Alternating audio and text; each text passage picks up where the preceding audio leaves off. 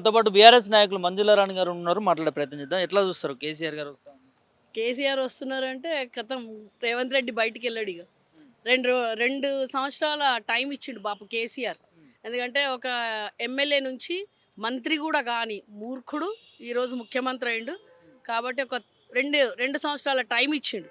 2 సంవత్సరాల టైంలో ఏం చేస్తాడు అనేది చూసిండు.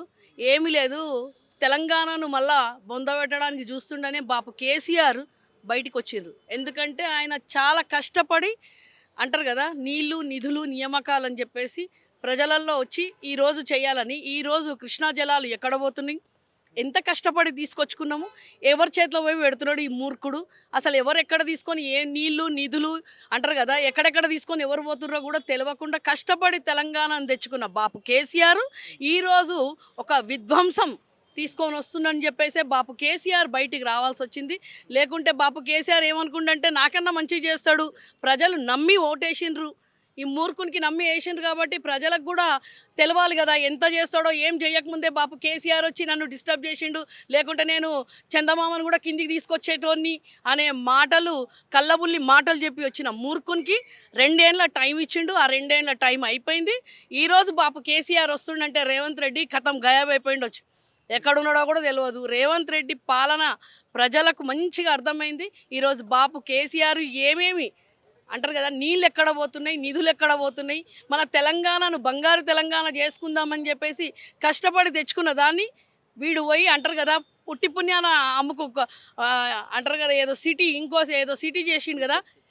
ఫ్యూచర్లో పోయి తెలంగాణ తల్లి రోడ్డు మీద పడున్నది. చెప్పిన మీకు ఇంతకుముందు కూడా 2 రోజుల తర్వాత పోయి చూడుండ్రి మీరు అని చెప్పిన.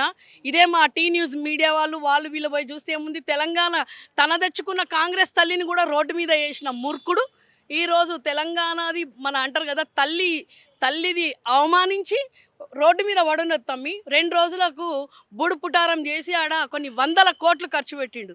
వాన్ మన్మడు ఫుట్బాల్ ఆడడానికి 100 కోట్లు ఖర్చు పెట్టిండు 10 నిమిషాల కోసం. ఎవరికి వచ్చింది ఏమొచ్చింది ఏం అర్థం కాలేదు. అంటే తెలంగాణను ఎక్కడనో తీసుకుపోయి పెడుతున్నాడు, బొంద పెట్టడానికి వచ్చిండు రేవంత్ రెడ్డి అనే బాపు కేసీఆర్ మళ్ళీ బయటకు వచ్చి ఈరోజు మాకందరికీ ఒక గుండె ధైర్యం ఇవ్వడానికి, ప్రజలకు తన ఇచ్చిన హామీలు 420 హామీలు 6 గ్యారంటీలు బొందల పెట్టి బాపు కేసీఆర్ ఇచ్చేటి కూడా దానికన్నా అంటారు కదా డబుల్ ఇస్తా అని చెప్పిండు ప్రజలకు. అవి లేవు ఇవి లేవు, ఒక బస్సు కొట్టున్నది అది కూడా కొట్టుకొని సావమని చెప్పేసి పెట్టిండు.